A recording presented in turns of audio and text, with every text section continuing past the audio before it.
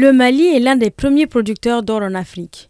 En 2023, il a atteint une production record de 65,91 tonnes d'or. Cette production a généré des recettes d'exportation dépassant 1926 milliards de francs CFA.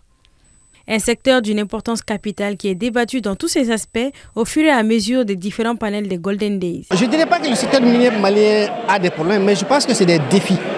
Et aujourd'hui, il est important que tous les partenaires du secteur minier se regroupent ensemble pour trouver des solutions à ces défis. Et c'est des défis que nous connaissons dans le secteur minier, peut-être dans d'autres domaines. Donc nous pensons que la solution viendra de fédérer, conjuguer les efforts ensemble, en collaboration avec les autorités locales, pour que nous puissions en tout cas aider à faire prospérer cette industrie. En 2023, l'État a adopté un nouveau code minier dans lequel la part gratuite de l'État dans le capital reste à 10%, mais l'État peut prendre d'autres parts contre des numéraires à hauteur de 20%.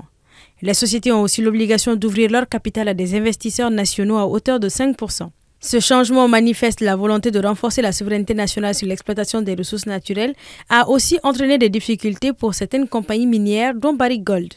Ainsi, pour l'initiateur des Golden Days, l'événement est un carrefour des idées et des solutions. C'est important pour nous que toutes les parties prenantes se réunissent vraiment pour repasser à travers toutes les réformes, que chacun puisse jouer son rôle. Et voilà, le code minier, où certains ont dû basculer et tout. Mais justement, c'est que là, on arrive au moment où vraiment tout le monde est d'accord, quasiment.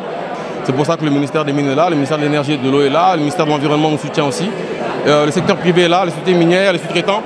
Donc c'est ça le but, c'était vraiment de montrer cette harmonie entre les acteurs parce que chacun a son rôle à jouer. Au-delà du secteur minier, les Golden Days 2025 mettent l'accent sur les énergies renouvelables. Le contenu local est également au centre de cet événement, étant donné que le gouvernement a renforcé ses exigences envers les entreprises étrangères par le biais d'une clause de contenu local dans le nouveau code minier. La formule consacrée et célèbre maintenant que l'or brille pour les Maliens. Les efforts se poursuivent également pour opérationnaliser l'ensemble des structures de soutien à la gouvernance des secteurs mentionnés dans le code de 2023.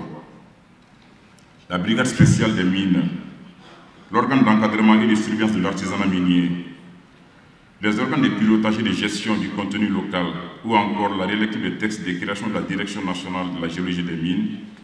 Ces réformes outilleront, nous l'espérons, définitivement l'administration minière afin de faire face aux défis de plus en plus complexes de la nouvelle industrie minière.